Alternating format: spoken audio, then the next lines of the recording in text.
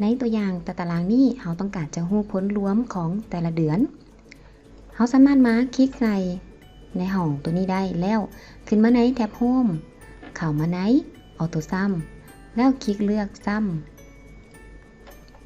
แล้ว Enter เพียงเท่านี้เราก็ได้ผลรวมและวิธีที่2เราจะมีช็อตคัทตัวหนึ่งเพื่อใส่ Auto Sum ให้เรา Select เลือกในเซลล์ที่เราต้องการจะให้ผลรวมออกมาแล้วกด Alt เท่ากับแบบนี้มันก็จะมา Select Range ตัวนี้ให้เลยกด Enter ผลรวมก็ออกมา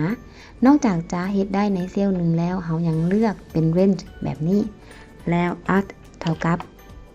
ก็ได้ผลรวมเลย